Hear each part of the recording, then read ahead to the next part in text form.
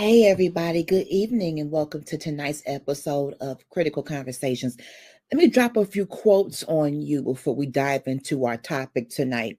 Nelson Mandela says, "There is no passion to be found playing small in settling for a life that is less than the one you are capable of living."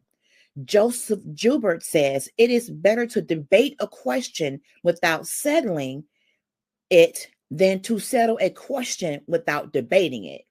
Rihanna says, "I always believe that when you follow your heart or your gut, when you really follow the things that feel great to you, you can never lose because settling is the worst feeling in the world." Tonight's topic is when less really isn't best. Why do we settle? Sit back, fasten your seatbelts, get your bottle of water. We're going to listen to Mookstar Dash's alterations, do some announcements, and then we're going to get into it. Let's go.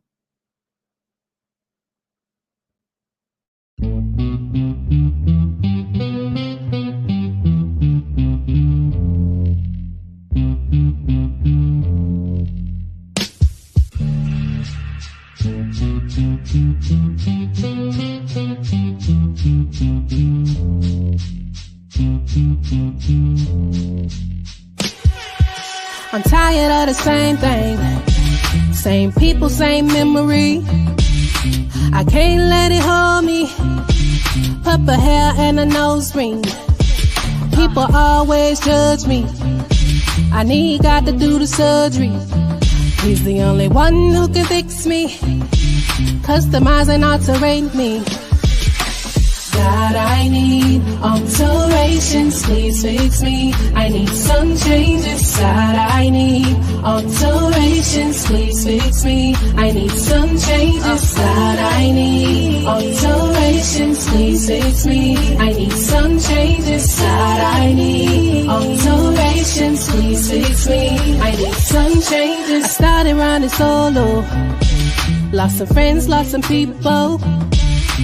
Trust me, only God knows. Conversations that I didn't know. Oh, I need some upgrading. Restore and make changes. What's not of His spirit, moving out the way. Religion tried to cut me, chain me up and mute my story. Ain't nothing gonna shut me up. I've overcome. Got my testimony. And everything that tried to stop me, no weapon will come against me. Let God do the fixing, yeah. Customize and alterate me. God, I need alterations, please fix me. I need some changes. God, I need alterations, please fix me. I need some changes. God, I need alterations, please fix me. I need some changes. God, I need alterations, please fix me. I need some changes. Hey, God, I need. God, I need. Please fix me. God, I need. Please fix me.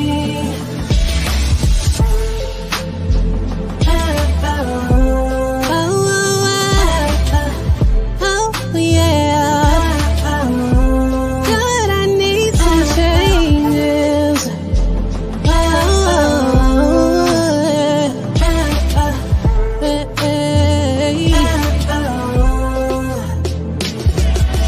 God, I need alterations, please fix me. I need some changes. God, I need alterations, please fix me. I need some changes.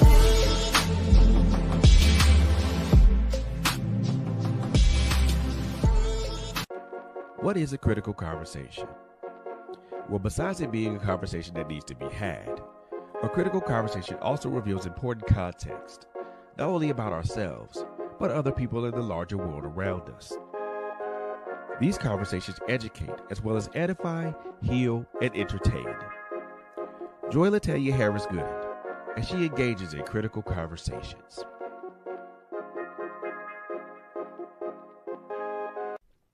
What is a critical conversation?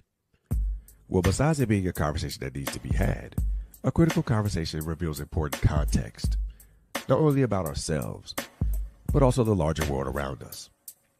It is these types of conversations that edify, entertain, as well as heal. Joy Latanya Harris Gooden, and she engages in critical conversations right here on Trailblazers Radio.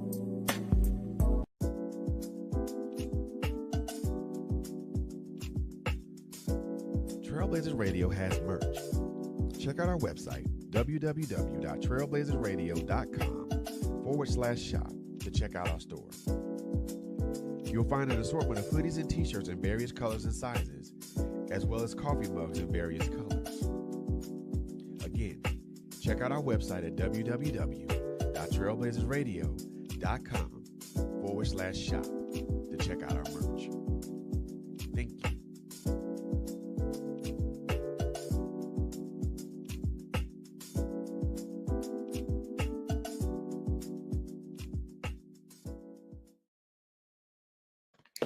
Hello, hello, and welcome back to our show. Good evening, everybody. It's Saturday.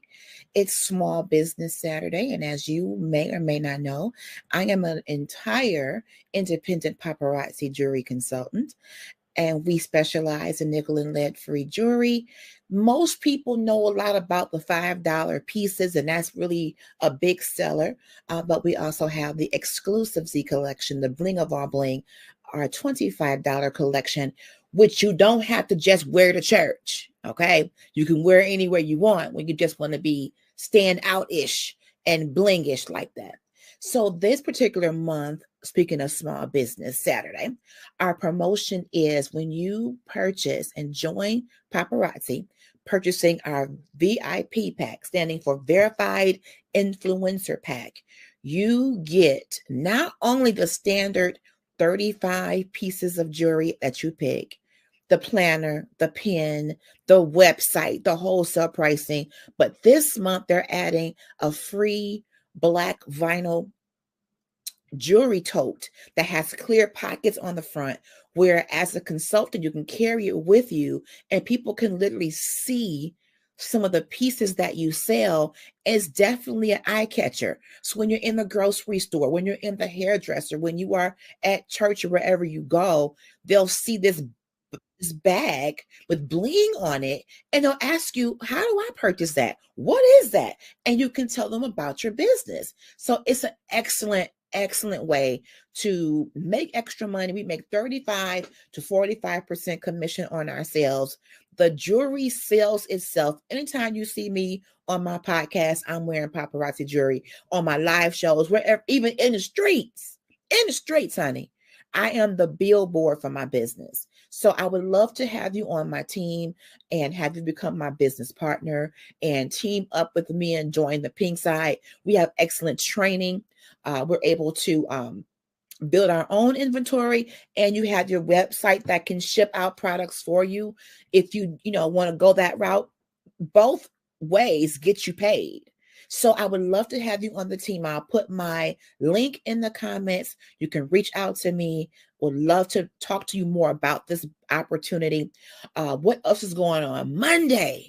Oh my goodness. If you have not been tuning in to Monday Power Hour at 9:30 in the AM dial, you have been missing a treat. And we have partnered up with Andrew Griffin, Detroit area business owner, motivational speaker, mindset change enthusiast. He will be joining us every third Monday for 1 hour of power-packed mindset shift strategies, business acumen, budgeting, how to take control of your personal life, your business life. He is a wealth of knowledge. He also has an event space in the Detroit area. We'll be talking about and showcasing that. So I am so excited. So hello to you all. My CEO is in the room. Hello, good people. Thank you all for tuning in. We do appreciate all of your support for all of our shows, whether it's this one, whether it's Sofa Chat, whether it is Check-In, Man Cave Conversations. We thank you for your support of the Trailblazers with the Z Radio Network. And yes, Power Hour has been absolutely powerful. And the reason why I like it on Monday is that's the beginning of the week. That's the day that the majority of corporate America hates the most, right? But is it not the perfect time to set up your week for absolute success? Me and this earring gonna argue today. For absolute success, and make sure that we are really setting our week up to where we're not overwhelmed. I talk a lot about being overwhelmed. Having anxiety means sometimes you really overload your to-do list, and the smallest things make you super, super nervous. But in Power Hour, we always have our calendars. We keep our calendar, and we talk about how do we strategize the must-dos, then the need to do, I kind of want to do. Some stuff is non-negotiable. If you work in corporate America and you got a day to pay payroll, you got to pay the people. You can't move that around. So some stuff you have to get done on a Monday. Then you may have some things that can kind of wait till Wednesday without messing you up. So we're going to learn how to make sure we are not inundating ourselves and having a clear level mind when it comes to our day-to-day, whether you are an hourly worker, salary worker, or entrepreneur, it doesn't matter. You can be retired. Time management is important for everyone. What are you doing with your time? How are you managing your time? That is incredibly important, okay? So today's topic, when less is not best. Why do we settle? What does settling look like? And as I've stated in the intro to the show, in the little description, the closer I get to 50 years old, the closer I get to this pivotal place in my life, I am looking at the fact that I did settle in a lot of areas in my life. I did second guess myself. I did make decisions based on fear and low self-esteem. Let me see if my boss want to come on the screen. He's in the studio right now. I did some things, and I put myself in some predicaments where I really could have done differently and showcased my own talent, but there was some fear and some hangups that made me kind of pull back. Settling can come. Hello, Mr. Beatty. Good evening, sir. Y'all welcome my CEO in the comments. Y'all welcome my CEO in the building. So we're talking about settling. Hello. Good evening. I hope you've been having a good weekend, Mr. Beatty. How you feeling tonight? Feeling good. Glad. You sounded good. Looking forward to this conversation. Actually, this thing is about to be layered because I have just kind of come back from feeling under the weather. And when you're not feeling good and you're confined to your home, you have a lot of reflection time. Oh yeah. So and that could be a good thing and a bad thing. All depends on where you allow your mind to go. So during this time frame, brother, I'm like, okay. I kept thinking about ever since we had that check-in show, and Steve Wade that brought up the word settling, and I said it. I said right then we got to dive into that word. And he even asked, why do women settle? And a lot of it has to do, and I said this, low self-esteem. Hello, Diana Womack. I got on my t-shirt. I got on my Millionaire in Training shirt. And Diana Washington Womack is our leader over the Millionaires in Training, baby. I got my shirt on, Mama Wowo. I got my shirt out. But when you settle as a woman, and we can tackle this angle first, and then we can kind of see where it goes. When you are in a relationship and you settle, a lot of that is rooted in fear. A lot of that is rooted in, I don't think I'll get any better than what I have today. I don't want to start over. This man may not be the best man, but he's my man and I know him. And it's not a lot that he can do to surprise me. He can be abusive physically, mentally. He could be causing you a lot of grief. He can be causing a lot of problems, but because he is familiar and there's longevity in that dysfunction, As women, we say, I just want to leave it where it is. I don't want to start over. And a lot of the settling can come from what you're being told. See, I was told as a younger woman, a big Black woman, you should be glad that I'm dealing with you, girl. Oh, man. Look at your size. You cute in the face. But look at your size. You really ought to be glad that I'm even hollering at you. It's my pleasure, my Lolo. I thank you for the support. You've been supporting me for down through the years. Love you dearly. I've been told that as a young woman. So then go back before that. I was told that as a kid. You fat, you dark skinned, and you got a whole Jerry curl. What we gonna do with you? What they gotta do with anything? But I'm telling you, I'm telling you, brother, you'll be amazed at some of the things that people say. And a grown men told me, and let me just tell you this. This is why those of you who like online dating, let me tell you why it gets on my nerves. You can spend all these days, weeks, months talking on the phone with somebody, and they will fall in love with your voice unless they know how you look. See, we didn't have FaceTiming and cell phone pictures and stuff back in, and when online dating is not totally new. It started out as an old school chat line. I mentioned that before on a previous show. This is not really 100% new. It's just more modern and more technical. But we've been talking to people on the phone, chit-chatting it up for decades. Okay. So in my earlier years, 18, 19, 20, 21, and in that range, you meet people over the phone, and instead of meeting right away, you have all this conversation. Oh, we talking. And under normal circumstances, I would say talking is good. But here's where talking can go wrong.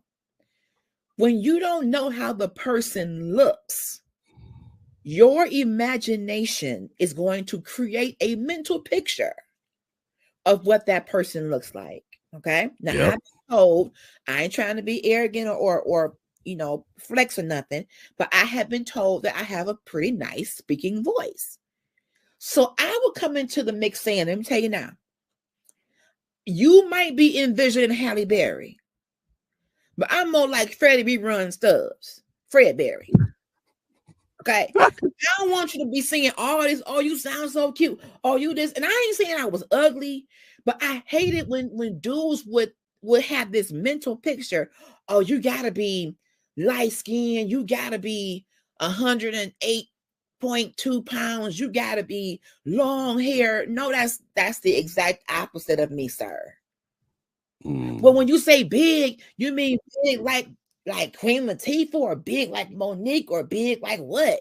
So I will automatically overestimate my size. I would go, no, like Nell Carter, to see who the real BBW lovers were. I would rather overestimate my size than under. So we just talking. They in love. Oh, you sound so beautiful. I can't wait to see you. Oh, I'm in love. They dropping the love bomb on me. You don't even know me. You are in love with a voice. Girl 6. They see me as girl 6. It's a voice. So you finally meet. Okay. Hey, cousin Kenyatta, you finally meet. And the first thing out of a couple of the mouth was, you wasn't lying about being fat. I really want to use the N word, but I'm not. Person who lies about being fat. I told you I was a big woman. Who lies about that? Well, your voice. I'm not breathing hard like Jabba the Hutt. I told you I was a big girl. So now you're going to have me feeling all like I'm nothing. I didn't talk to you all this time, and you in love. We planning futures, and we planning trips, and we planning weddings.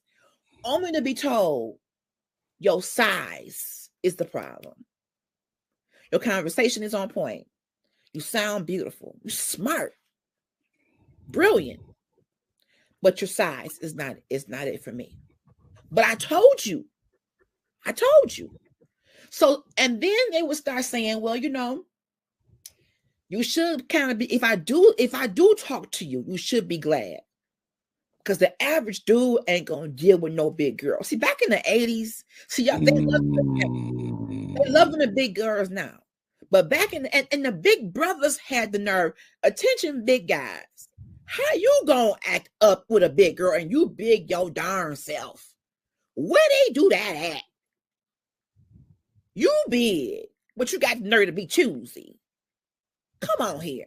Even the big dudes was like, nah, she too big for me. We'll start a forest fire.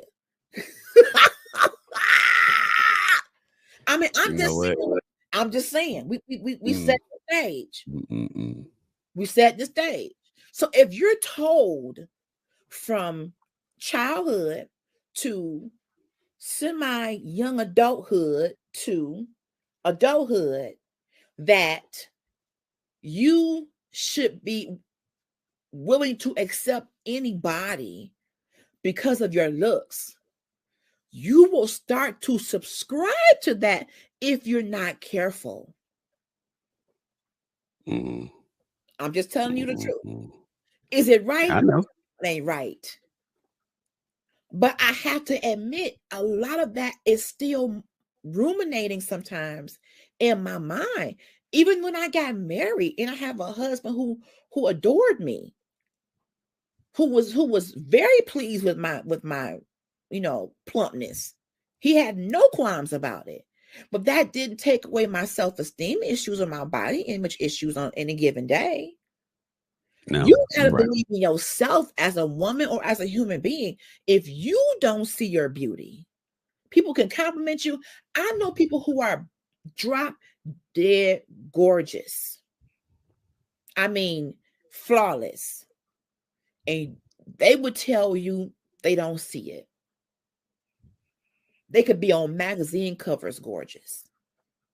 I mean, just skin flawless, hair, everything just in its place. But if that person does not believe in their heart of hearts that they are fearfully and wonderfully made by an almighty God, they will always settle for second best, less than crumbs at the table. We settle because of our mindset, whether it's from childhood trauma, whether it's from people making fun of your smartness. Nerds got made fun of for being smart. The whole I remember that. I remember that. The whole Urkel thing. People look like Steve Urkel. Smart, different, eccentric. Bullying, you may think that maybe the popular opinion is that we should be over it by now at almost 50. Okay, I'll let you have it. But unless you are really processing through trauma, moving past trauma and rooted and grounded in God and in prayer and surrounded by people who are loving and that care for you and really have a good community, that stuff could literally be still sitting in your chest like a chest cold. I receive all kinds of compliments and I appreciate them. But there are times I don't see or feel what they see. And that sets me back. And then you got to rebuild. It's like when you've been going to work out, you love to work out, bro. And you've been working out and it's toning up for so long. And then you stop cold turkey. And then like, dang, I ain't going to go today.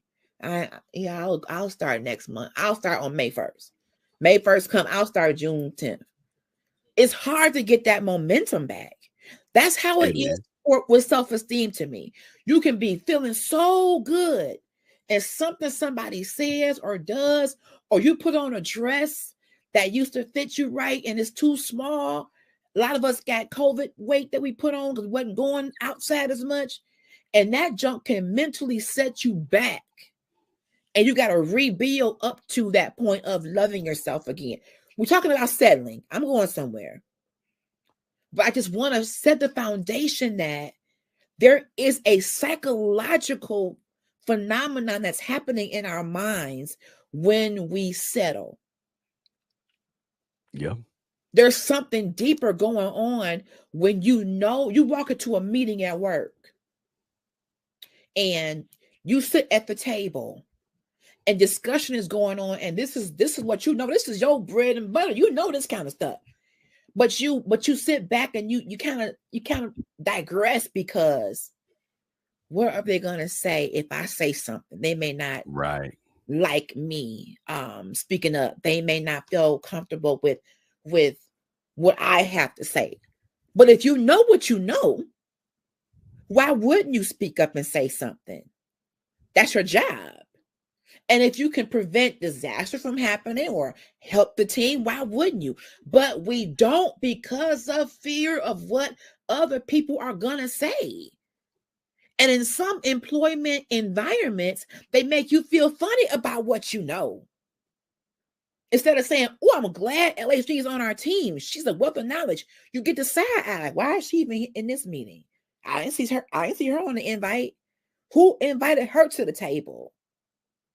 So you settle for this background part when really it's your season to be in the forefront, because God has anointed you, whether it's corporate. There can be a corporate anointing on you. You can be anointed to go into the marketplace and bring about change. You could be anointed in the ministry in church too, and in the streets. But if you are so fearful of failure, that's one thing right there. If I say something, what if someone disagrees with me? Or I may say something and make a mistake. Well, so what? So what if you make a mistake? I would rather go ahead and just step out there. Even in school, I remember feeling like, man, I think I got the answer, but if it's wrong, they're going to laugh at me. We're talking about settling. You can't live life like that. Bro, I feel like we have stifled ourselves.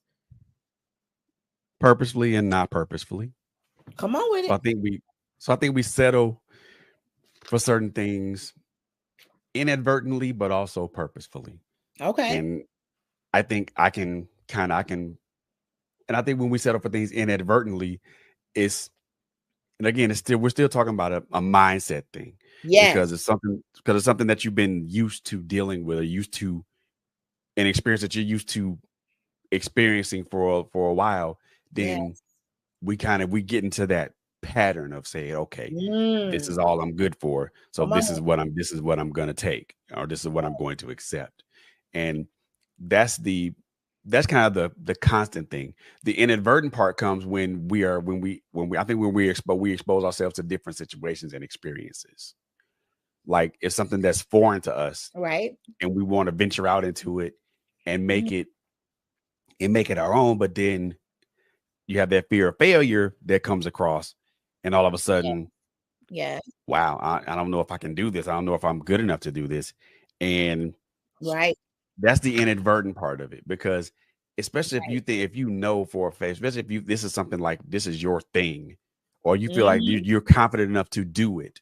Yeah. You feel confident, and you're first of all, you're brave enough to do it, but you also feel confident enough in your mind and in your heart and in your spirit to do it. And then you don't do it, then now you're settling for just kind of, I won't say mediocrity, but I'll say just kind of sort of. Well, you're settling for not taking a chance on your abilities or your talents. Yeah. And knowing that you have the ability and the talent to do it. Yes. I mean, we settle for a lot of things, mostly in relationships. And I can say that for a fact. I can say that for absolute fact that I think after the first couple of years of I won't say a couple of years, the first maybe 5 or 6 years of my marriage, everything was cool. Everything was wonderful. Everything was great. And then, certain things start happening. Certain things start happening. I lost my son. Yeah. She lost her father. Ooh, that changed a dynamic of things. Right. And then now we're both just settling for just living and just being in the moment, and not being with each other. We're settling for separation and chaos and dysfunction, and not togetherness and unity and solidarity. And I think sometimes when we do that, when we settle for those types of things, because after a while it becomes a norm. And it does. That's the thing. When you settle for so long, you're like, okay, well, it's the norm. It's almost like you don't pay attention to it. That's right. But it still hurts though. Yeah. It still hurts. Then we both settled for, and I can say, I won't say this, I can't say this for her, but I can say it for me. I think I settled for being talked down to, because I thought that was how this person was supposed to talk to me. Well, don't yell at me. Well, I talk loud. Well, that's still yelling. You know what I mean? And again, this is not to disparage my ex-wife, because it's not being disparaged. I'm just putting out there to make a point, to kind of put something out there so everybody can understand that when we settle for things, it's here. First of all, it's here. It starts here, but then it permeates down to the heart and to the soul, because now it gets to the point to where now we just feel like we're not able to do anything. We're not able to do anything, or we're not able to be anything. We're not able to achieve anything, because we feel that we're at this is our pinnacle. Yeah. This is our pinnacle. This is our top. This is the rank this is the only rank we know we can achieve. And we don't want to go. We don't want to break that. We don't want to break the glass or break the wall to see if there's anything else out there. And why should we limit our happiness in life? Why do we choose to do that? It's like, for example, in corporate America, you only going to make so much money based on the job you do. They tell you that. You can start at this rate, and the cap is this. I don't care how hard you work. I don't care if you bust your butt. This is it. But of course, in entrepreneurism, you can make a zero, or you can bust your butt, and the sky's the limit. Why do we accept limits, even when it comes to love and relationship? Why do we accept that? Even when you said, you're yelling at me, I talk loud. The middle ground is be careful how you speak to your spouse. I naturally talk loud, and that could kind of be misconstrued as yelling. I've been told that before.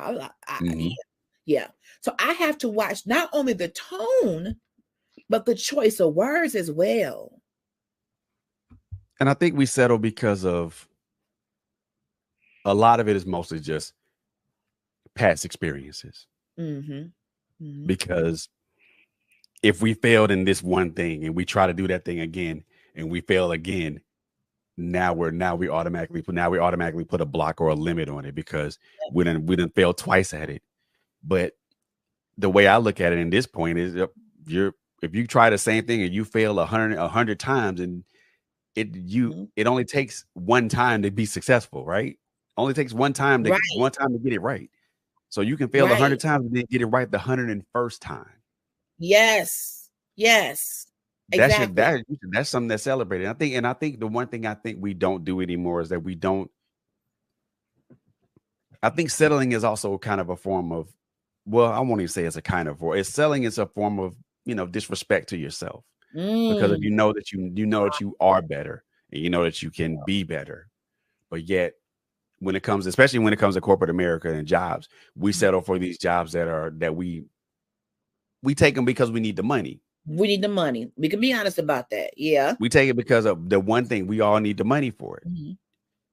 But then we limit ourselves by the quote unquote earning potential.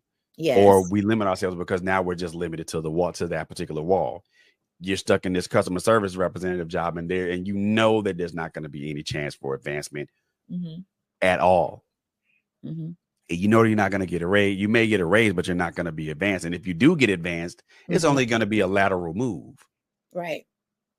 And I think a lot of people settle for the lateral moves because, in a way, it's for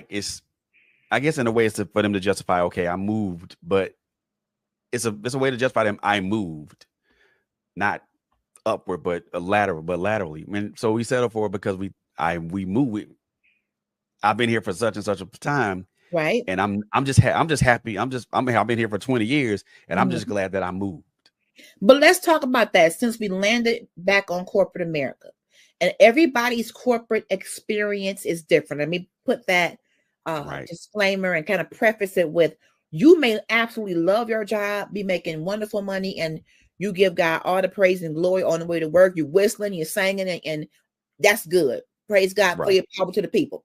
But for the rest of the population who has found themselves in a job where they may have liked the job, but the nuances around it, the politics within it, the leadership therein causes it to become very difficult to go to every day. Been there and done that. Oh, yeah. So if you spend so much time in an environment where you are belittled, I'll put that as an example. If you have a leader that is constantly on you about every little minuscule comma and period and spacing in an email and just nitpicking, and it's blatant that they're doing that to you and nobody else, why would you settle for that and not ask for a meeting with them? For one, have a meeting with them and say, I don't like when you do blank.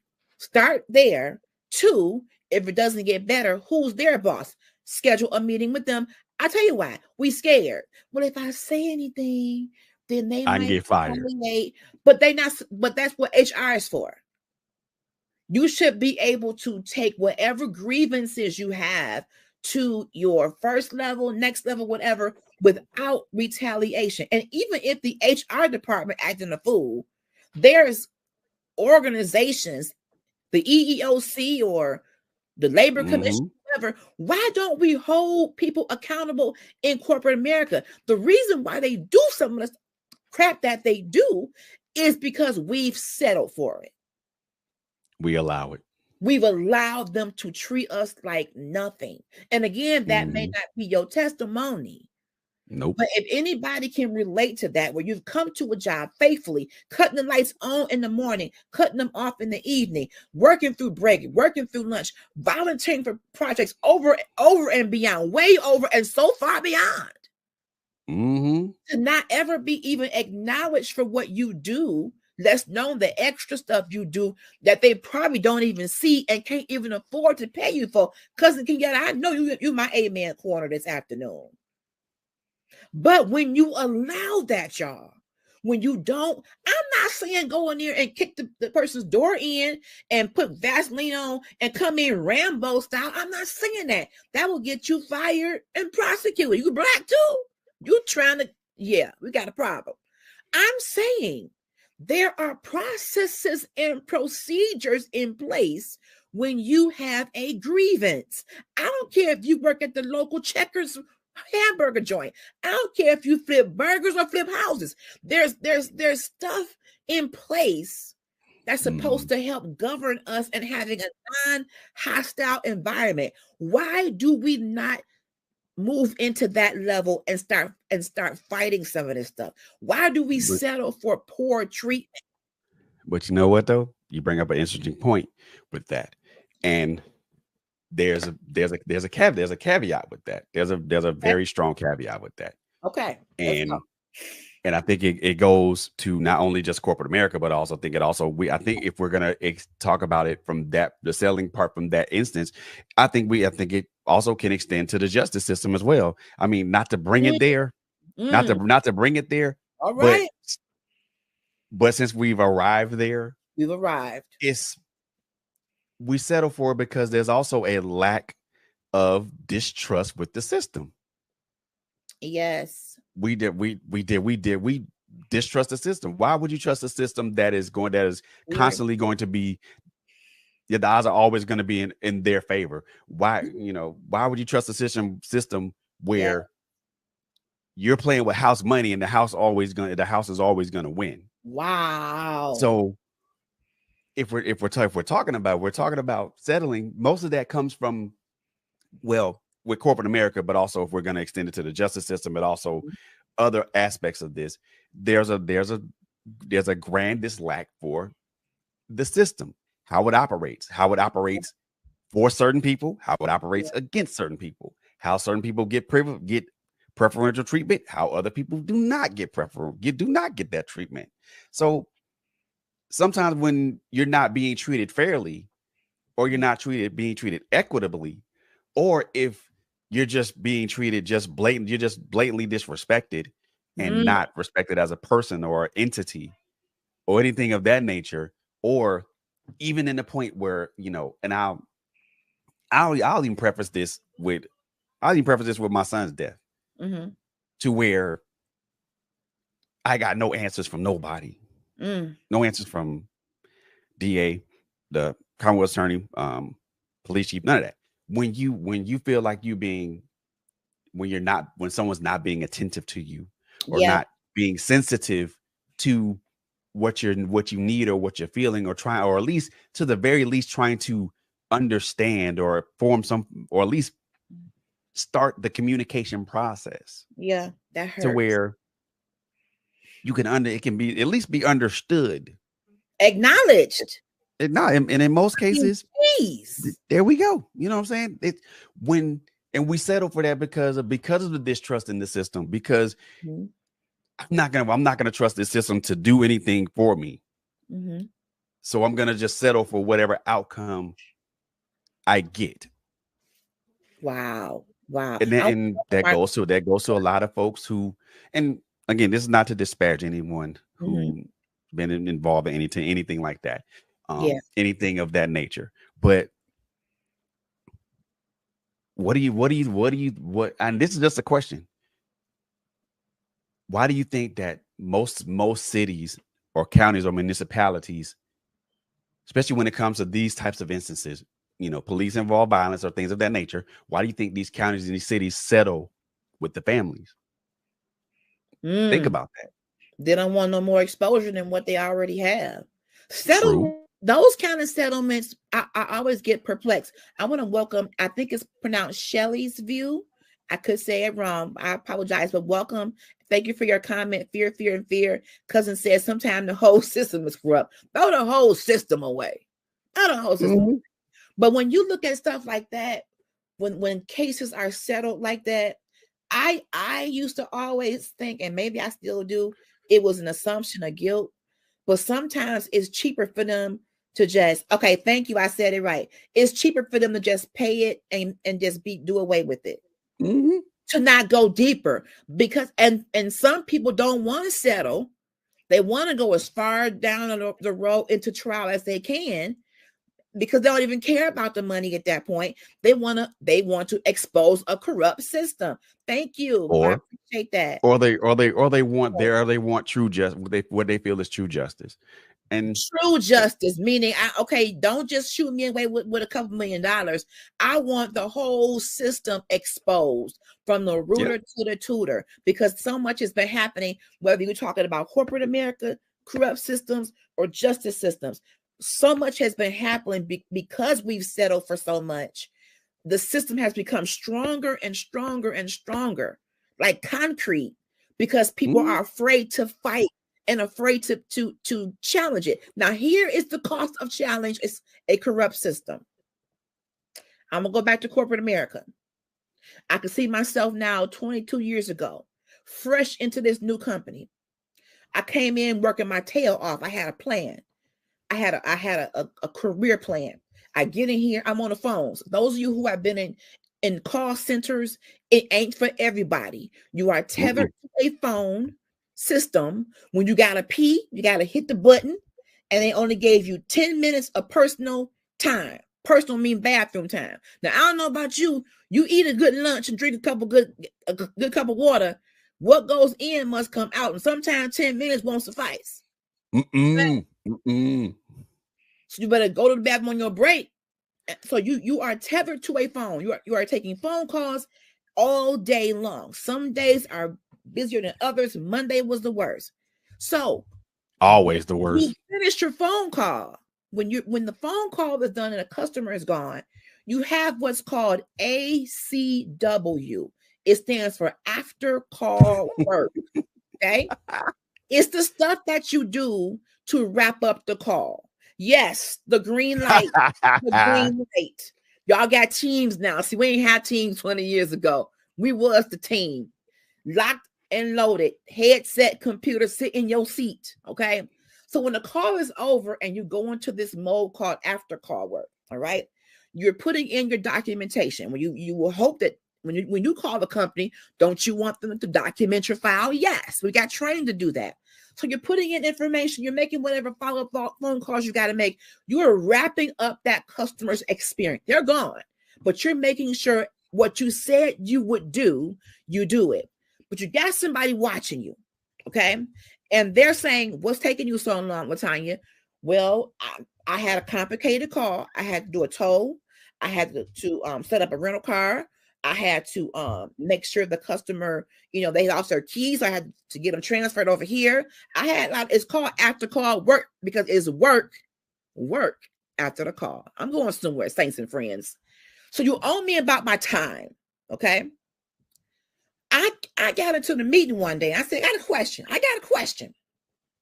Y'all preach customer service. Y'all preach thoroughness. Y'all preach one-stop shop. Don't hand it off if you can help it. Y'all preach get this customer taken care of. Y'all preach customer satisfaction. Y'all preach get in here and do the dang on thing. But you're hovering over me like a dang on dragon. Micromanaging. Which one do you want? Do you want fast or do you want efficient? Okay. Do you want quality? Come on. That's it right there. Do you want quality or do you want quantity? If you want me to take 200 calls a day and 189 of them is wrong, I would win the award for having the most calls. But why? Mm-hmm. You're going to reward me? Because somebody else had to go behind me and fix all 189 of them. So in the meeting, I raised my hand. Let me tell you what the cost is to challenge a corrupt system. You just might be seen as a troublemaker.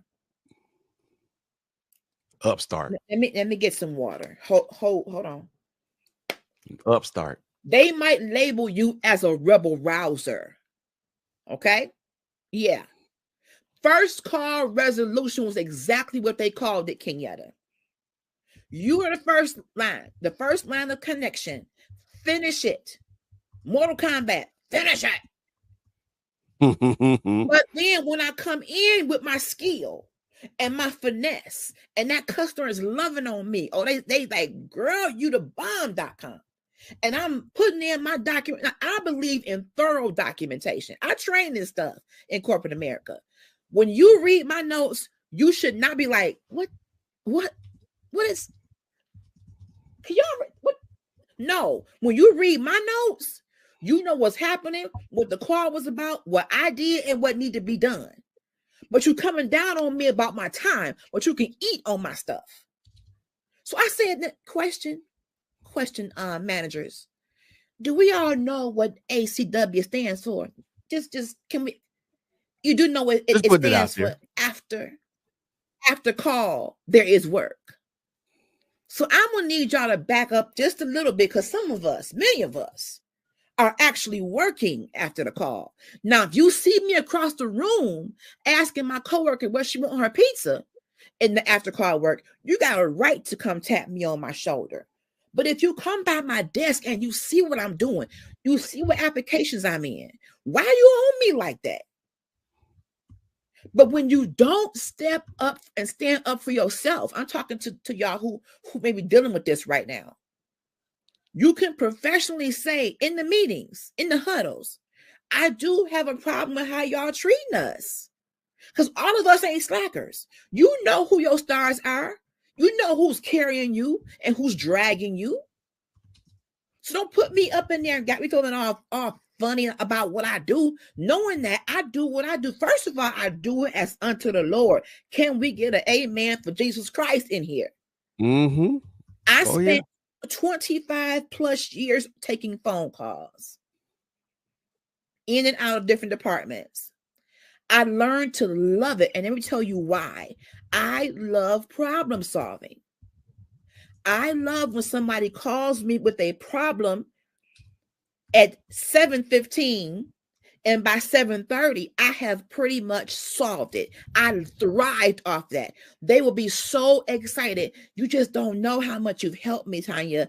You made me renew my my policy, because I was wondering what I was paying for. But because you helped me, I thrive on that. But what if nobody ever stood up to the powers that be? You got to be willing to be that rebel rouser. What you gonna do to me? My stuff was tight.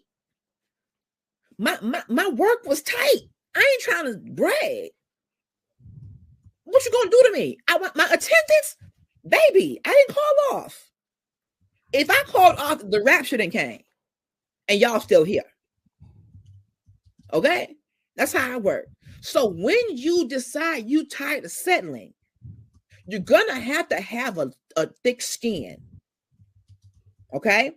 See, cousin Kia, know what I'm talking about. We love problem solving. We love getting in the meat of stuff and researching and pulling up this screen and pulling up that screen. I love that kind of stuff. Love it. But just know, it's good trouble. There it is.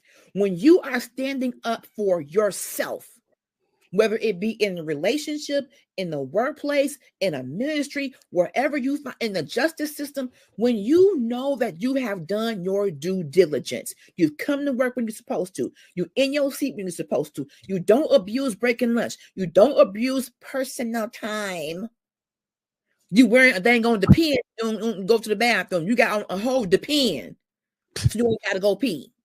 You that loyal, okay? But until you get that tough skin, they're going to keep coming at us. Y'all got to unite. We got a comment. It says, the cost of challenging a corrupt system. Yes, number one, you are looked at as a problem or a renegade. When I stood up in that meeting, let me tell you the real cost of it. When they left that meeting, I want to finish that free. That's a good comment, and then I'll comment after. 2 is you're going to be the one constantly in the crosshairs of those you've challenged. That's my next point. 3, you'll be put in situations to fail. And 4, those who you've challenged will find a way to get rid of you. Here is my story on all of that. When I stood up in that meeting, you immediately get the attention of the big wigs. Who is that? What's her name? How's her attendance? How's her status? She a troublemaker, because if she start talking to them and get them riled up, we got a problem. How we neutralize her? Okay? Be prepared for that. So here's how they got me. Out of all the calls I took, baby, you can eat your egg off my stuff and not choke on no lint. That stuff was clean as a whistle. All right? How they got me was when it came down to the schedules. We used to have what was called a shift bid, where you would have all these shifts and you had to bid on them. And depending on how your stats were, stats meaning your after call work time, your personal time usage, the calls you take, whatever, accuracy, all that kind of stuff. Depending on what your stats look like, you would get to bid first and get the best shift. So here's how they got me. Knowing that my numbers was the highest in the center, they put out a poll. Would you consider rotating Saturdays? Oh, rotating? That sounds fair. Why should somebody get stuck working every Saturday? Even if their stats not that great, they want to go out and have a good time with their family. I would consider rotating. Because I said yes to that poll, they stuck me with a bold shift. Oh, yeah. They gonna do you. Stats was gonna tight. do you dirty. Stats was tight. They said, well, because you said that you would rotate, we gave you. How in the world, if my stuff better than anybody across both of these centers, that I work 3 to 11:30 at night? How? That was because you answered that one thing, and they figured that was the thing. That was the thing they imagined or thought that it was going to push you out the door, and because they put you on, man, it did. Because guess what? The evening shift came with shift premium. Baby, you just patted my pockets. Thank God for my family who kept my baby. I worked that late shift. First of all, we got less calls in the evening and made more money.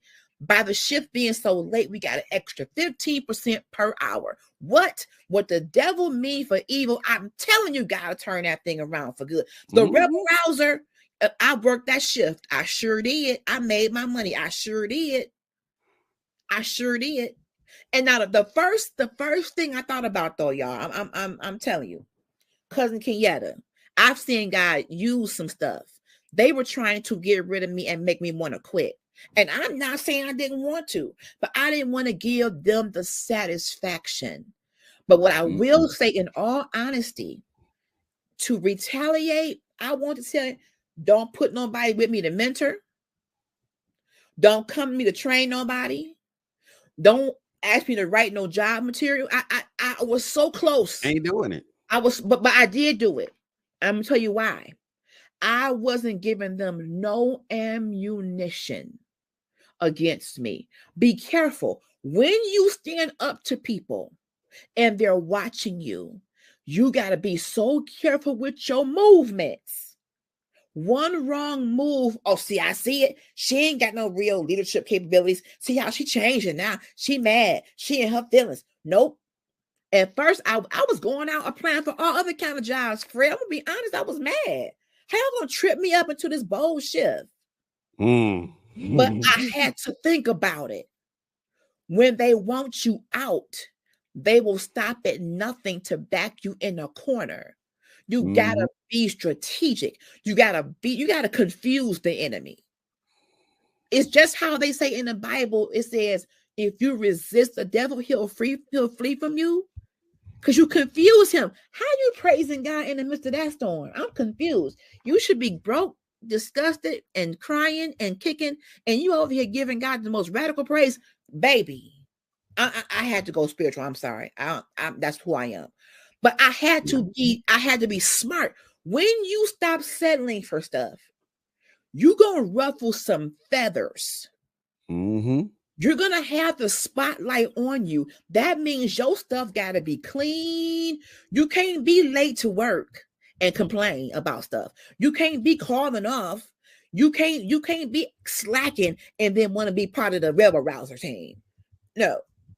We confuse them, Cousin Kenyatta. And you confuse people. You confuse the people who work for the devil. When they think, oh, she going to quit now because she mad. She going to quit now. No. I kept on working that bold shift, but making my good shift premium. Yeah, I miss having my baby in the evening when she come home from school, helping with homework. I had to have my daughters live with my parents, basically, because I wasn't going to go pick her up at midnight and drag her home. We had to do a lot of shifting because of that. But again, it worked out because I had a strong support unit. I made my money. I met different people working that shift. Come on. Look. I met some of my best I still have now working the late shift. Come on. When you have the Lord on your side, go ahead, bro.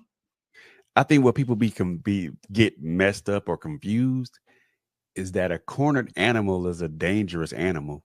Listen. You see? If you're gonna put me in a corner, noon chucks, baby. You're gonna put me in a corner, I'm gonna fight, but I'm gonna fight with the right strategy. That's the key. And you have to be careful as a Black woman. We are already the angry Black women as soon as we even ask a question. That's the label. Oh, she's angry. She's Black and she's angry and she's fat. Take cover. Hurricane Katrina Part 2. We don't like her. We don't like her. We don't like her. Why would somebody want to take cover from a question? They don't, because I've learned that in some corporate situations, they take questions as combativeness. No. The last time I checked, when I became a leader, a manager, or supervisor, my job description says I am supposed to support the department, meaning if I have suggestions, ideas, concerns, it's my job to bring them to the table. So now you're mad because I don't just say, okay, to everything you bring to me. No, that don't make sense. Let's talk about it. Where's the whiteboard? I am the person who love the whiteboard. Let's whiteboard the idea. Let's flow chart it out. Let's talk about it, because they love to make these decisions in high places and don't ask the folks who do the job. And then we end up struggling with it. No. Not on my watch. I'm not that kind of I'm not a settler in that respect. I got questions. Oh, yeah. I'm sorry. But the moment you ask the question, oh, well, she's combative. No, yes. I'm asking a question. I'm asking a question. That was happening. I got legitimate concerns. And I'm supposed to be able to ask questions. It's just like, and I hate to bring this part into it, but think about child rearing and child raising. Back in the 80s, ask a question and see, don't you get smacked back into your mama's womb? Question? What question you got? Kids didn't have a voice. Mama, I got a question about why I'm on punishment. Because I said so. Mama, I got a question because you said that I shouldn't do this, but you do it. Smack. People don't like questions. But I'll tell you what questions do. Sometimes questions expose the fact that the people making the big money don't know jack. Not a thing. They're making 6 figures plus to pull everything out of you and get the credit for it. Oh, yeah. So questions will make me become the smart one. We don't want her asking questions because she knows too much. Utilize her. Get her out of here. Get her out of here. Get her out of here. We got a comment here. Sometimes some of your coworkers will say, oh, here she go asking. That was me. That was me. Here she go asking a question, while others will thank you for saying what you said because they were afraid. See, here is the, I'm so glad you said that. And here is the other part of standing up for yourself. You got the people who are saying, here she go. But them same people come back. I'm glad you said something, girl, because I was thinking that. And then you become the union steward. Now they want to give you a list of questions. No. That's your own dad burn. We in the whole meeting. You ask your own questions. You don't have me in the hot seat and you over here kissing tail. No. I've had that happen. Tell Tanya to ask this. Don't tell me, Jack. I got my own. No, it's every man for themselves out here, honey. If I'm asking a question, it's gonna be for my own personal knowledge. But but also if they ask a question, if they answer the question, it's gonna be for everybody to understand. And get this, we used to have what was called town hall meetings. Now, in my head, a town hall meeting is a meeting for the town, to express their, likes, dislikes, just like you would have in a government situation or a city or state situation. Town hall, bring in the town, like a city council meeting, bring in the citizens, and let's talk about what's going on. That's a joke. When they have those meetings in corporate America, sometimes they want to sit there and tell you and dictate to you, but they say, why we have time for questions. They would tell us before we get there, don't ask no questions. Ask us your questions. Huh? Are you telling me when I get to the meeting, when you go down to that meeting, don't be asking no questions? We want your questions before you go asking them. No. Ain't that the reason for the town hall meeting? No. I shouldn't have to give you my question for you to scream my question. I'm a part of the town and I'm in the hall. So the town hall meeting is for me, a town citizen, to express my disdain or whatever to whoever's at the microphone. We got a comment. Yep. People with less experience get promoted. Come on. But when you have the experience, you don't really get the promotion because you speaking up. You are seen as a threat. But guess the biggest one. I don't care. See me how you see me. I will always keep it professional. One thing about me, I talk my junk at home when I get to my family. But when I'm at work, I'm going to keep it professional. I'm going to keep it 100% diplomatic. However I feel is how I feel. You got to do that because they'll get you caught up on something else. We are already charismatic people culturally. I talk with my hands, as you can see. I do. This scares them. This right here. The hand movements, Well, that's an immediate threat. They can't stand that. Why is she doing that? I'm feeling uneasy. Is anybody else feeling uneasy? It's called nonverbal communication. Come on. We all do it. This ain't nothing new. This ain't nothing new under the sun. Don't feel threatened by it. And don't have a little bit of passion in your voice. I was told to temper my passion. That was the biggest thing. Let me tell. Ooh, wait, what? We're gonna get somewhere. You don't have to temper your passion when you're in these meetings. Temper your passion, because it comes across as if you know more than them, and you're making people feel uncomfortable. How about y'all get some dang on passion? I don't care. If y'all had some passion, we can run this department and make things work cohesively. That's the problem. No dang on passion. Temper my passion. No, I don't care. Temper your, first of all, anything I put my name on or my hands to, I'm going to automatically bring my passion. I don't touch it if I can't be passionate about it. That's just who I am to the white meat. So you asking me to dial myself down? Yes. Come on. On account of not looking somebody look bad? Is that not settling, bro? It is. So I can yell back and settle so everybody else at the table can feel comfortable. When I know good and well, this is not right what we're doing in this room. Oh, yeah.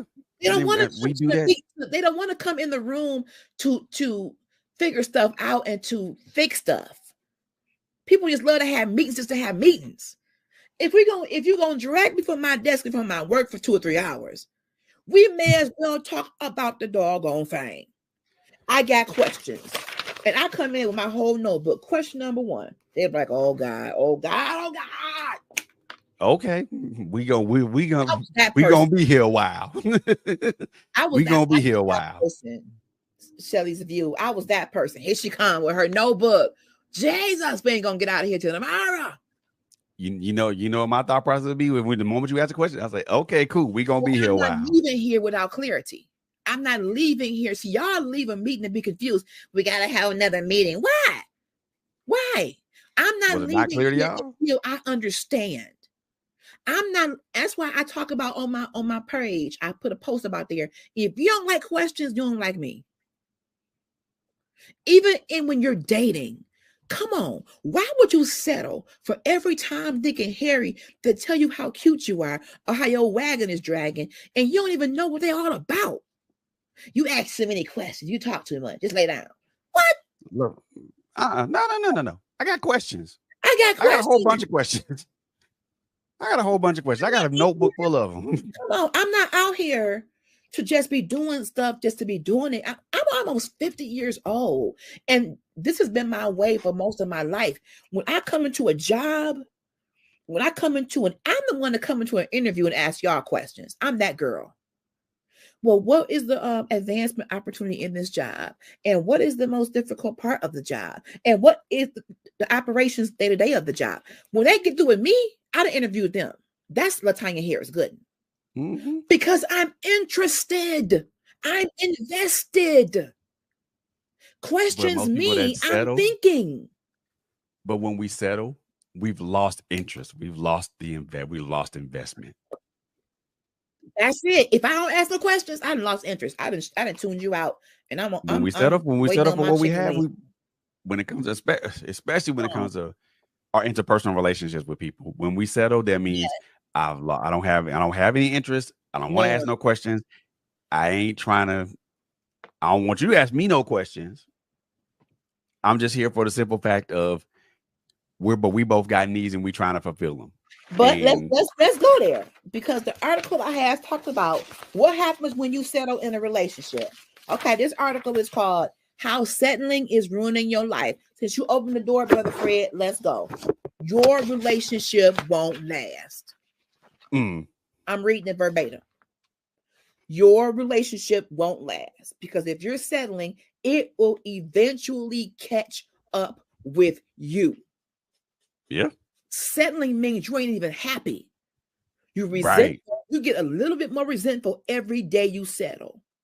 You may think you're good for a minute, but every time you look at them like, dang, I don't even like you. But you here, so whatever. What's for dinner? The next day, dang, it's you again. So you might think having a man, having somebody, well, I just want to have somebody. That's cute for the pictures. It's cute for the likes. It's cute for the shares. That's cute, whatever. But if you settle for the wrong person, it ain't going to last no way, or you're going to be freaking miserable while you're dealing with it. Destructive. Totally. They say if you can't be with the one you love the one you with. Ooh. Look at this comment right here. Look at this comment right here, sis.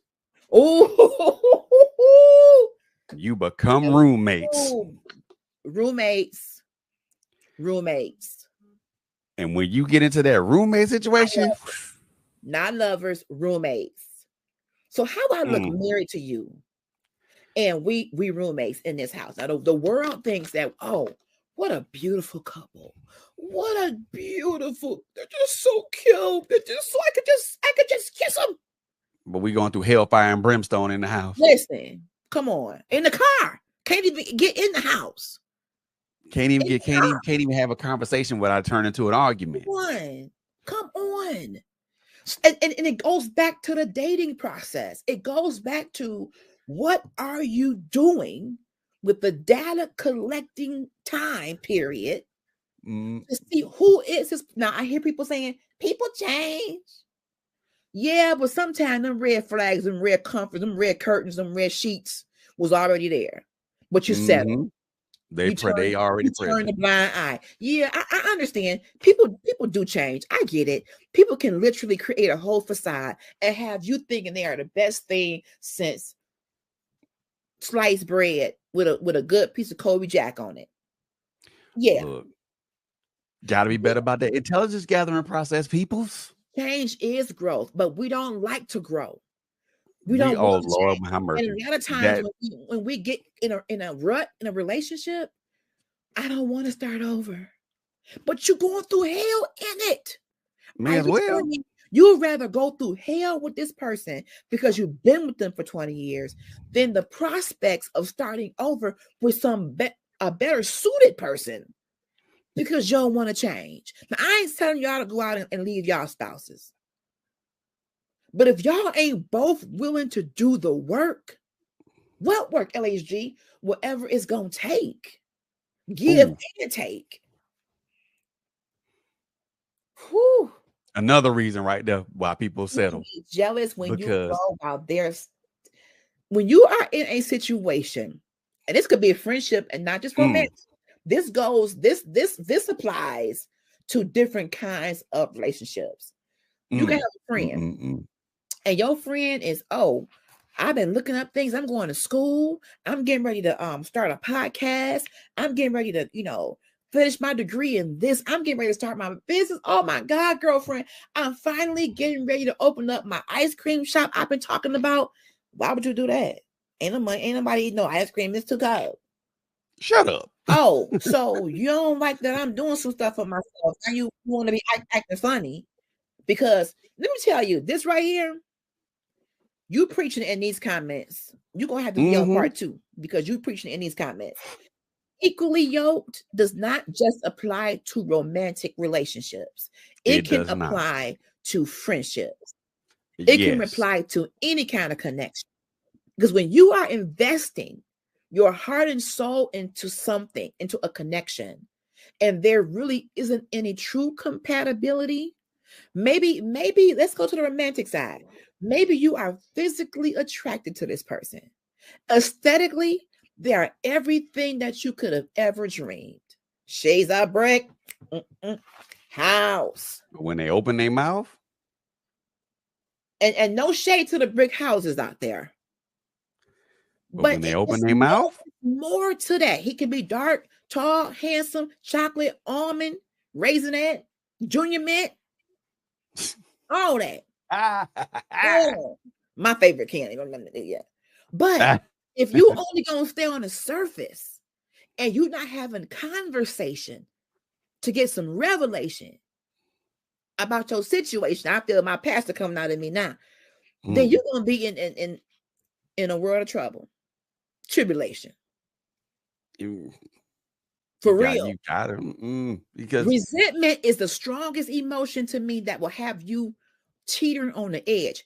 If you just dealing with somebody because they somebody and they been with you, well, he been there for me and she was there for me back in 72 when my dog passed away, and then she was that was 72. The card back in 60. That was 72. Well, what are they doing for you now?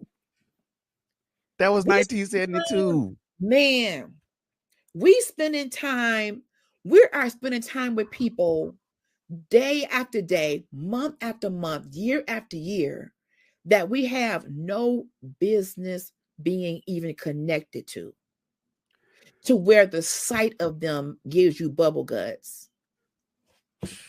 I can't stand this person, but I'm selling because I'm not saying you should just go rogue and sever the ties and go evil, but you have to be realistic. If I'm settling, whether it's a marriage or a friendship, at some point, my unhappiness is going to step onto center stage, and I'm going to start detesting you. If I haven't already. And then it's going to start being evident to other people. You can only hide detest and disdain for so long. You can only hide that crap. You can only smile. Take a selfie, honey. Jeez. You go like, oh my God. No, I'm good damn well you ain't want to do it. You go at some point, the real deal Holyfield is going to surface. And you're not going to be able to have not one good conversation, because every time y'all talk, it's going to be an argument. Every time y'all sit down at the table, well, hell, you got my nerve. Well, hell, who want to live life like that in a marriage, in a relationship? Dysfunction. And do you know what dysfunction does? Ooh, it's a destroyer. I done lost all my edges due to dysfunction. No shade. I don't know. I mean, real talk. I lost all my edges to dysfunction. There is a chemical, I think it's called cortisol. I need Dr. Dana McKellar-Ataka in here. That stress causes you. I think it's called cortisol. That stress releases in your body. And now you're talking about hair loss, migraines, high blood, low blood pressure, no blood at all. Now you're talking about back aches, neck aches, stomach aches, ulcers. Your body can't afford you to settle. Your health can't even afford you settling. Nope. Your whole being is negatively impacted when you settle for anything less than God's best in any of the areas of wellness: physical, emotional, financial, occupational, intellectual, social, any area. Yeah.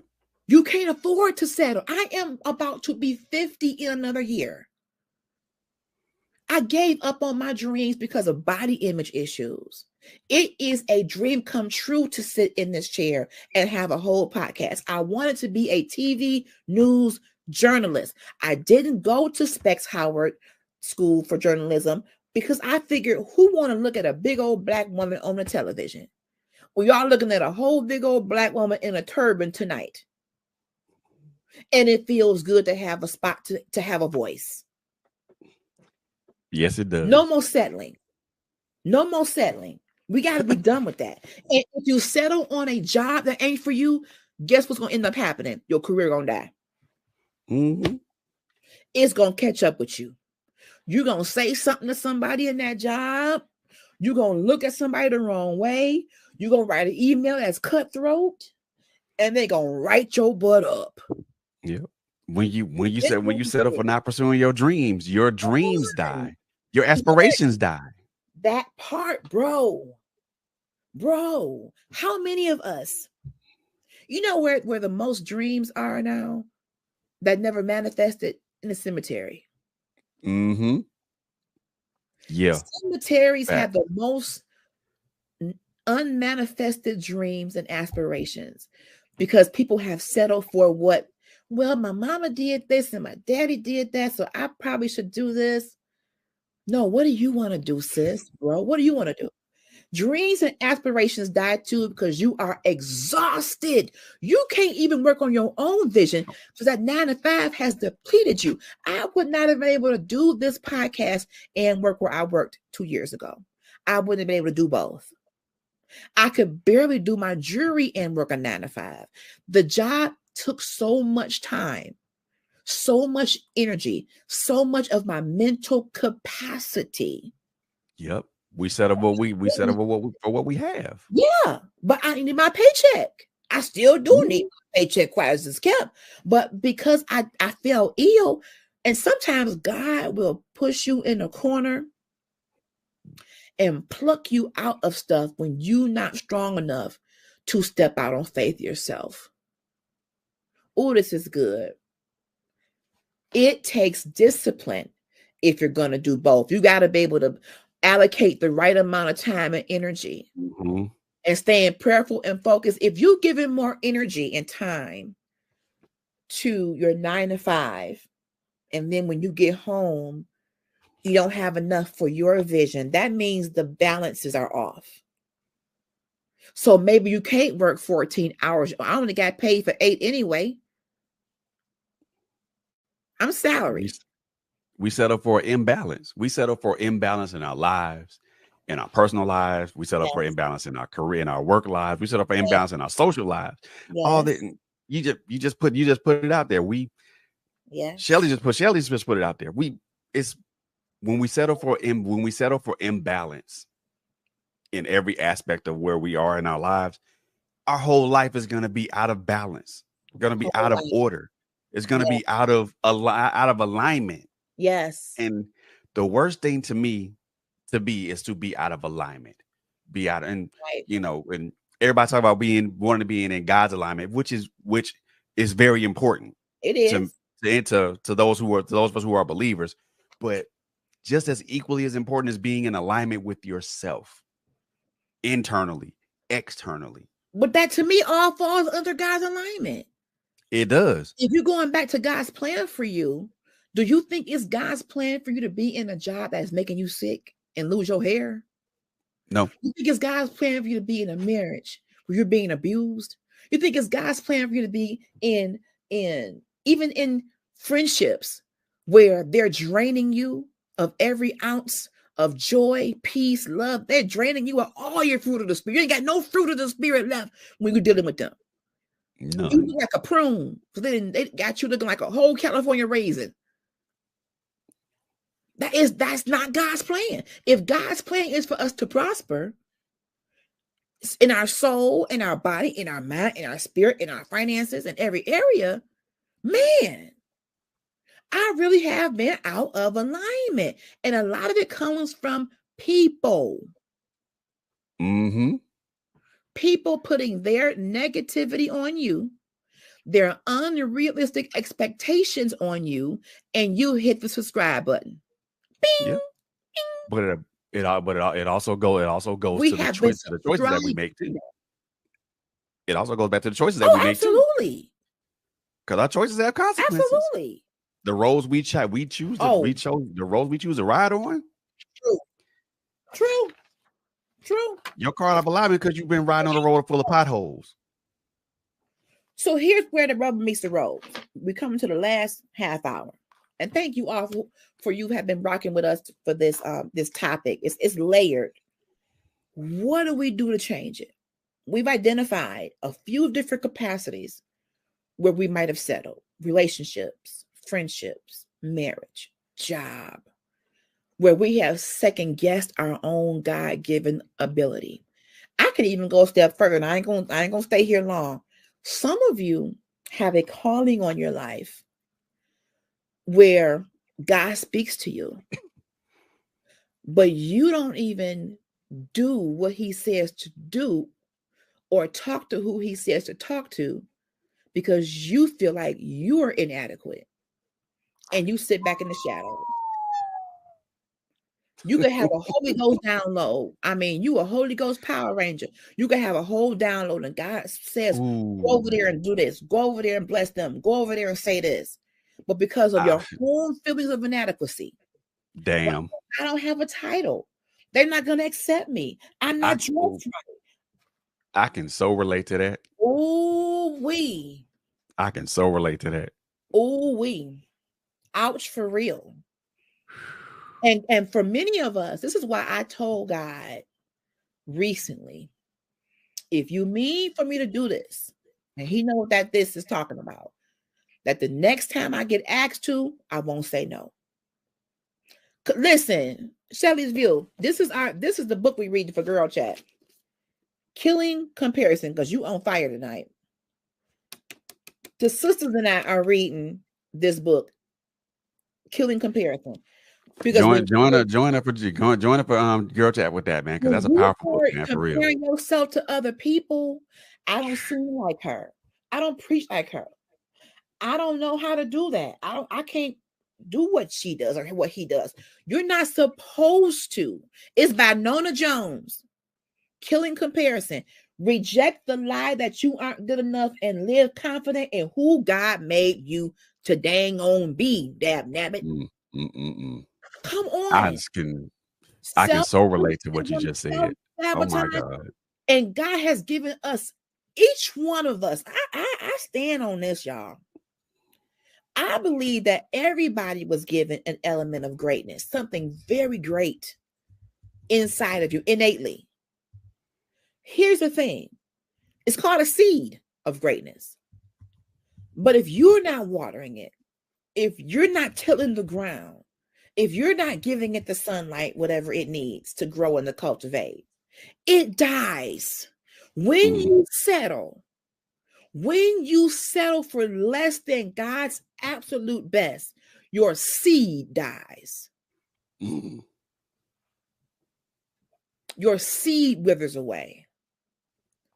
So no matter how nervous I am to get up and preach on April 14th at God's Grace Church of God in Christ for Women's Day, guess who's gonna do it? Shaky knee hands and all. Because I told God, if you mean for me to operate in this capacity, if this is what you mean for me to do, then open that door. And I won't run from it no more. I don't know every scripture. I'm not the best Bible scholar, but I know how to study the word. I know how to pray. And God has given me something to say. So I made a deal with him. If you open that door for me, dear Jesus to Christ, I'm going to walk through it. And what if everything that you ever needed was on the other side of fear? And all you had to do is say yes. What if? For us to do. What if? Because settling turns the focus back to you. Well, you don't really have this. You don't really have. Nah, I'm good. When you know in your knower, you could do that. Yep. You don't even apply for the job. You don't even go for the promotion because, well, I know so and so gonna go for it. And she got 2 degrees. Yeah. What that matter? And I only been to college orientation, so I know they're gonna give it to her. I'm good. You don't know that. You don't know that. And the question you have to ask yourself is, what does that matter? Whew, come on, magical question. The $1 million question. What does that matter? Why does that even matter? Who cares? Get out there, jump out there in the deep end of that pool. What's the worst that can happen? If you apply for it and get rejected, you got a job. If you apply for it and get it, you got another job. Come on. Exactly. It's a 50-50 chance.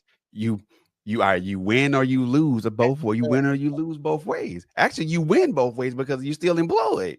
And consistency is key in so many areas, because many of us, if you're in the right community and you got the right set of friends, they will not let you be mediocre. Let me tell you how I probably get on my brother's nerves. Bro, what's going on? Bro, what is that? Bro, what's happening? What's happening? Talk to me. What's going on? What you going through? What's happening? When you in the right community and they sensing like she's a little off today, or a couple of her posts are a little concerning. Do you need something? You need me to come roll through and get you? You need to go walk by the water and scream and holler and cry? What you need? When you have the right kind of connections and people who literally will not let you fall.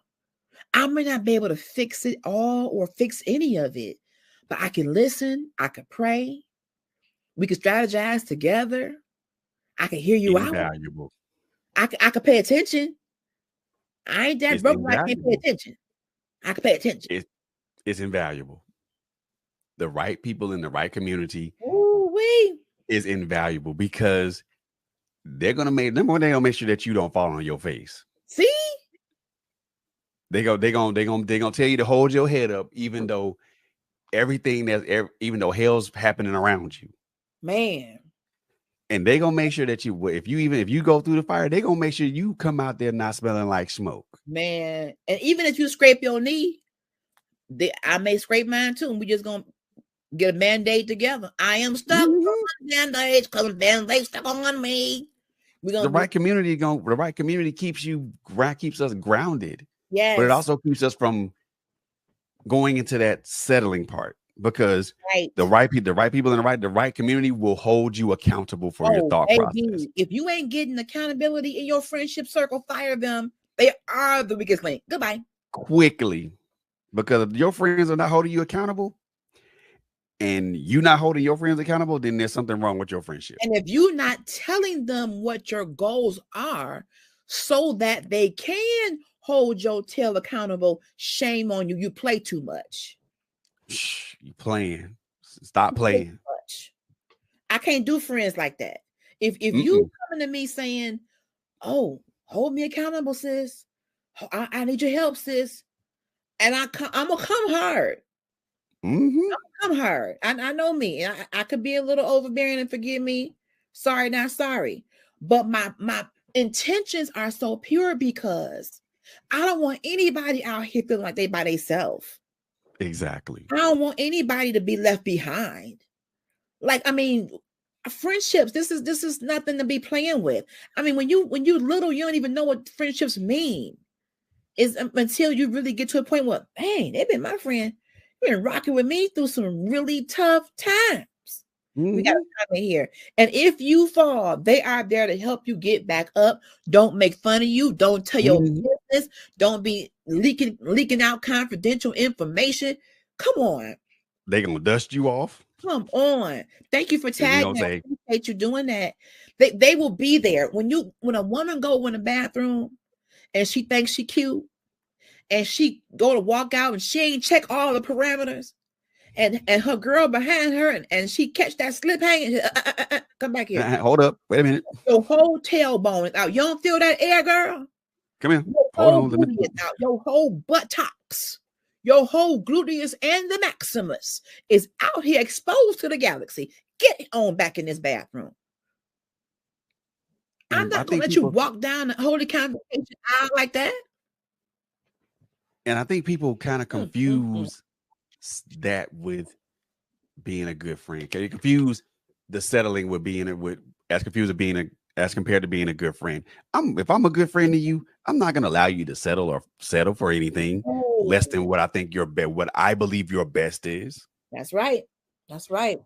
I'm gonna do whatever I can to kind of get you to whatever that pinnacle is for you, whatever that pinnacle is for you. That's right. And I may be hard, I may be a little bit overbearing, and I may come off like as a drill sergeant. But if I believe in you, yes, if I believe in you and your talents and your abilities, and your disposition, I'm gonna do whatever I can to get you to where you got to go, wherever you need to go.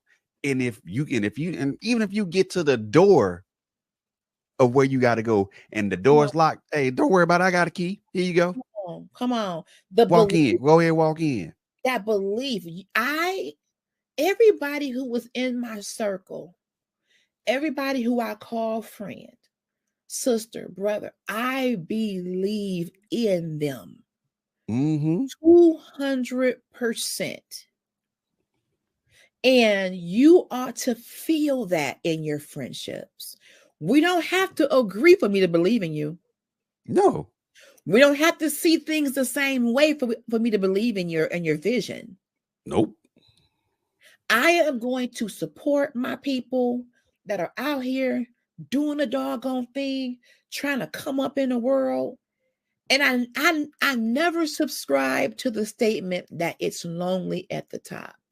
It's not. I don't plan on being there by myself ever. Ever. I don't like that. Anyone that says that phrase, they don't have a community around them. Oh my gosh. Community is so important, even with this topic of settling.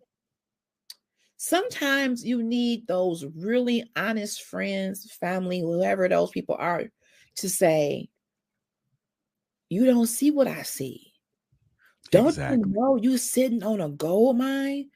Did you just see how you single-handedly produced this and wrote this and interviewed them and planned that and handled that? I worked in the call center. Oh my gosh. I'm talking 25 years ago, 22 years at the one company. When we had a tough phone call, you know how those of you who worked on the phones, some of those customers who just yeah, no matter how kind and hospitable and accommodating you are, they push all the buttons because they want you to flip off on them, but you just won't do it. So what I used to do, because you couldn't tell by my voice that I was having a bad call, I would always keep my same smile in my voice. You know, I understand that, Mr. Johnson, and I apologize for that. But what I want to offer you, and I'll put my hands up like this. This is how I diffuse my spirit. Like when they went up, I had to come down. So when I got done with some of the worst calls, my coworkers would be like, "Girl, you did that." I want to throw my headset down and go in my car and say, "I freaking quit." They're like, "Girl, you did that." And I even had coworkers go tell the manager, give her a kudos, because she been working with this man for 2 hours. And by the end of that call, he was like, "I'm so sorry for how I talked to you. I'm sorry because you didn't even let it. You never changed your voice with me. I called you everything but a child of God, and you stuck in there with me. Now I'm in love with you and I want to marry you. Boy, get off my phone. Get off here." But my coworkers, my community, that was handing me different job aids. Here, read this to them. Here, try this. Here, they was giving me stuff in between the call, helping me. Come on, who you are connected to might help you to not settle. Sometimes you get in a funk in life. You could be saved, sanctified, Holy Ghost filled, running for the Lord with one moccasin on. You fine. She said one moccasin. Oh my God. You've been running for God so much, your whole sandal then came off. But even though we are super spiritual, we have those days, right, where we just don't feel like we. But we can't afford to isolate because we need to at least, okay, community, okay, village, okay, friend. What y'all got for me today? This is what I'm feeling today. I ain't gonna wallow here, but I'm just gonna tell you this is how I'm feeling today. And then that one friend, girl, that was me yesterday. I turned on my Fred Hammond. I went and got my hat. I went and got my coat. I went for a walk. And I shook the devil up off of me. I'm on my way. Go get your hat and come on. You need that. You need that. Don't even settle for friends who can't invest in you on that level. You may not be able to be friends with the hood rats forever. Some folks may be able to rock with you all from cradle to the grave. But some people, they get off the bus because where you're going, where you're headed, the level of discipline and drive that God has given you It's not matching where they are, and that's okay. We ain't got to fall exactly. We got to fight. Exactly. Understand everybody ain't gonna ride your bus. They gonna get off at their designated stop. There it is. They gonna get after the designated stop. And that's okay. And we ain't gotta have 8,000 friends. If you naive enough to think that all 8,000 of your Facebook friends love you like that, ask them all for $1. Unless you get $8,000 in your Cash App account. Just go ahead. I need all 8,000 of my Facebook friends to Cash App me $1 in 1 hour, and let's see how that turn out. Not good. $8. If you get 85. But also the other thing I think for us to kind of get out of the settling part is at 51 years old, I'm looking at this from this particular angle. It's a matter of perspective. Yeah. It's, and in one of the poems that I wrote, it's not about, we all talk about perspective is something that you see that, and that's all well and good. But perspective also requires the other four senses. Oh, come on here with it. It requires a touch. It requires touch. It requires taste. It requires feel. It requires to hear. It's a matter of perspective. And for me, the perspective for me is looking at the positive in things. And not dwell so much on the negative, because I think when we settle because we look at the negative. Wow. We look at the negative and the negativity of the aspect of what we go through, and we don't look at the positive aspect of it. And we reject that because, well, all I see is negative. That's all I see. But on the back end is something positive that just happened on the back end of it. And people talk about, and everybody say, well, perspective, we see things. I was like, well, there's a difference between seeing and looking. You better preach today, sir. Seeing is a physical act that requires us to see. All right. Looking requires us to look within. If you can see a negative thing coming or a negative thing happening, then you could also look for a positive thing out of it. People don't look at it from that aspect. And like I said, in 51 years of living, for me, it's a matter of perspective. Is even in my foul ups, my bleeps, and my blunders, and even when the times where I've settled for this, that, and the third, all those experiences, even though they had negative aspects to them, they always had a positive aspect attached to it as well. Wow. And we look way too much at negative stuff when we settle because, well, I'm only good for this. Well, how do you know you're only good for that? Have you tried anything else? Have you explored any other options? That's it. We don't want to explore other options. We like things to be the same. We are creatures of patterns and habits, whether they're good habits or bad patterns. We just want it to be the same. And when you get stuck in a rut of familiarity and you never look to see what else is there, that's when you settle and you'll become resentful. That's the key. You just hit it. Resentment is a very hard pill to swallow for a lot of people. That's man, bitterness, resentment, that thing will eat you up like a cancer. Be in a relationship with someone you really ain't even got business with. You will resent them, detest them, and loathe their very existence at some point. Now you're worn out and you don't even have what's going to be left if you were to start over. You're so damaged. You start to wear. Relationships can cause wear and tear. If you're in something that's out of alignment, you brought up that very powerful word, brother, alignment. If you out of alignment and you still driving that car, or there's work that has to be done, you're not doing it, at some point that thing gonna break down. I don't care what kind of car it is. It could be the finest of luxury cars, but if you're not doing right by the insides of it, and the maintenance, and you out of alignment, and you or out of gas, at some point there's nothing left but two hollow shells of people. I'm looking at you, looking at me like, dang, you get on my nerves. I mean, even in the most nice times, y'all find a reason to argue. You have to grow into compatibility. That's a good point. You become empty, depleted, even in a job. Mm-hmm. And you could be good at the job, but at some point, what if God is calling you to the next level? But you're so fearful. Well, if I apply for that, I got to go back to training, and I'm not used to being a student. I'm used to being a teacher. That was me.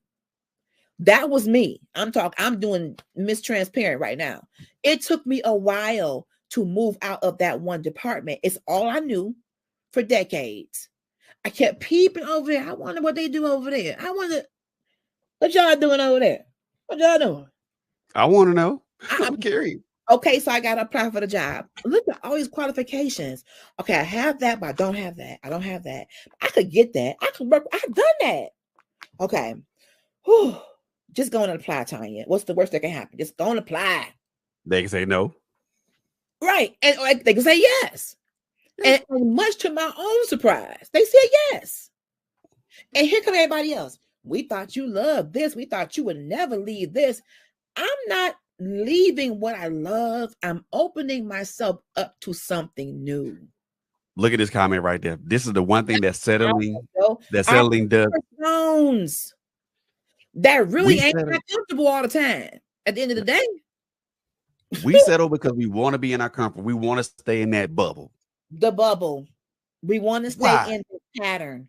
We don't want to change. Many of us have pushed up against change all of our lives because change can be uncomfortable. But in my job, our saying used to be the only thing consistent is change. Yep. We had so many changes in our department. You would get a piece of paper that would say effective Monday, do it like this. Okay, good. We're going, all right, I got it. By Tuesday evening, effective Wednesday, don't do that. Like, dang, I was just getting used to this because change was coming so much. But when you deal with a customer-based company and the customers speak and you got to shift, look at what COVID did. People now got to have chats. They don't want to be on hold with you for 2 hours. They want to be able to click a button and chat. Hey, is this covered? Hey, am I on? Hey, we had to come out of our comfort zone. But change is even more prevalent in a relationship. Oh my God, it needs to be. Especially when two people are in a romantic relationship or even a friendship. Yeah. And change happens. Yeah. How the other person reacts to that change sometimes determines the course of their relationship from that point forward. Financial change. I would have never thought that I would not be on that job. I made good money. I worked hard to get in that position. I would have never thought that I would not be there today. Mm-hmm. So when you are in a relationship or a marriage and something as devastating as the loss of a major income happens, how do you recover? Somebody gonna have to pivot. Somebody gonna have to, if there's sickness involved or some kind of, change can shake stuff up, but it can also show you what you're really made of. Sink or swim. If I say it for better or worse, if I say it richer or poorer, if I say it sickness and health, it's not just something cute to say, people. It's meant. It's meant. I'm supposed to have your back. Whether we got to downsize, streamline, if we got to come from the big house to a small house, the big car to a small car, if we got to take our luxury car and get a banana boat caravan until we can afford whatever. I'm with you though. I signed up for this. I'm rocking with you. But one thing I will say, and I think this is something you can agree on, and everybody else that's watching can agree upon. Change is the one thing that is the most uncertain. Ooh. And the one thing that we are the most afraid of. The uncertainty, the fear of I'm stepping on ground that I can't see. I think that's called faith. I know God has me. I know he said he would never leave me. I feel him pushing me further out into this area. I'm going to step without knowing. Picture those, if you look at Facebook, those exotic places where they have these things where you can walk on glass across a bridge, but the bridge is glass. You're looking straight down into the creeks, 200,000 feet below, but it's glass. Like, would you do that? Like, no, I wouldn't do that. But that's kind of how faith is. Yep. I don't know what this is. I don't know where I'm going. I can't see. Lord, where you at? I literally got to trust that your word is what it is. You stepping on solid ground. Does it really matter does it really matter where the destination is? Or does it really matter where the destination is as long as you have faith? We feel that God owes us an itinerary. He said he knows the plans he has for us. He didn't say, I know the plan and I'm sending you a copy to your email. What's your email address? That's not what he said. Now, if he chooses to reveal, that's on him. But he doesn't owe you a play-by-play of what he wants to do with you every day and how he's going to bless you and how he's going to keep you. He just wants you to obey and acknowledge him so he can direct your path. Even better question, sis. Even better question. Better question. If we got the play-by-play, would we still follow it? And that's why he don't give it to us, because we wouldn't. Well, I don't like this turn right here, Lord. Why we gotta make a right on 7 Mile? I don't like 7 Mile. Well, that's why he don't give it to us. That's it. Jeremiah 29:11. For he knows. He said, for I know the plans. As long as you trust me and I know the plans. If you get in the car with me, you good. You trust my driving, and you trust that I know where I'm going, and you're in the passenger seat, you trust in the driver. Okay, well, hey, Lord, you got it. Jesus, take the wheel. Listen. My thing is, and this is me, and this is something I think a lot of us can equate to, for those of us that like to be around the water and like to be around the pool. I'm gonna, if I know how deep the pool is, even if I don't know how deep the pool is, I'm still gonna jump. But I'm going to jump feet first instead of head first. All right. Because if I jump in head first, I'm gonna crack my skull and I ain't gonna be able to come back up to the surface. But if I jump in feet first, okay. Even if I sink to the bottom, my feet hit the bottom of the pool, I can push myself back up and come to the surface. Come on up to the top. Come on and rise up. And so it doesn't. I mean, so come on, Maya Angelou. And like faith is what we don't see. What we don't see, what we don't hear, what we can't touch, what we can't feel. But you gotta know it. That's the thing. It's a belief. You said that word. I believe God. I believe his word. I know he said I am the lender and not the borrower. Yep, I borrowed $10 from Pookie last Wednesday. I'm going to pay him back. But I still know I will not always have to borrow. I am above and not beneath. Even though somebody makes me feel like I'm beneath, that's not where I belong. Faith is a belief system. When you stop settling, this is what the article says. This is how you stop settling. Number 1, get radically honest with yourself. Come on, trust God. Man. Radical honesty. Anything when you say is radical is a shakeup. It ain't the norm. Radical honesty. Who did God say I am? And what have I learned throughout the years? If you're going to go to the corporate side, what skills and abilities can they take from me if I go somewhere else? Nothing. Can I cut my skull open and say, there goes some customer service right there. Get it, scoop it. Yep, we got that back. Okay, she can go now. No. They can't take none of that from you. Come on. So at the end of the day, is what you afraid of really worth being afraid? Not really. I mean, fear has crippled us in so many areas of life. It's kryptonite. So the one thing I leave with you all, and we're going to do a part 2 next Saturday. Get honest. So that means, here's what the article says. The truth is, you already know exactly what you need to do. Settling isn't about not having options. It comes down to deciding whether to ignore that voice that lives inside of you or not, God. Settling means you look at a situation and you hear the whisper that says, we want something else. And you choose to stuff it down into the bottom of your purse. Come on. When you hear that voice, I want something else. Follow it. What do you want? What do you want? Do you even know? That could be why you're settling, because you're not even sure what you want. Maybe it's time to go back to the basics and write the vision and make it plain. We got to get out of here. Thank you, Brother Fred, for coming on a spare notice. I didn't even get to half my notes. Thank you. Thank you for all of y'all who came through the comments. For all of you who are going to watch the replay, put replay in the comments. Share this. Will you please share this? And subscribe to Trailblazers with a Z Radio on Facebook and on YouTube. Critical Conversations has a Facebook and a YouTube. We want to get our YouTube subscribership up.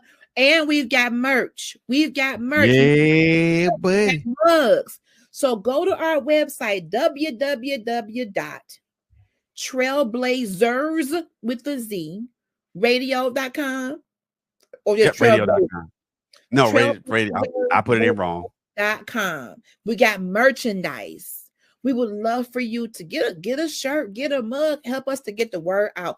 Also, if you have an event, a book, a product, a service, and you want to advertise here on Trailblazers Radio, get with us. Email us at trailblazersradio@gmail.com. Trailblazers with a Z on the end, radio@gmail.com. We would love to have you as a sponsoring advertiser, or if you want to be a permanent sponsor and we just always shout you out on every single show, we can talk about that too. That's how you can support us and we can support you. So I thank y'all for being here tonight. I has been under the weather, but I really wanted to tackle this, and we're going to have another part 2. And I got some other friends we're going to bring in on this settling.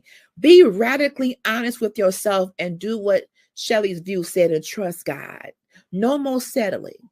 What God gave you and the element of greatness he gave you is worth cultivating. It's worth the exploration. It's worth the nurture. What you have now isn't what you're going to always be. Know that.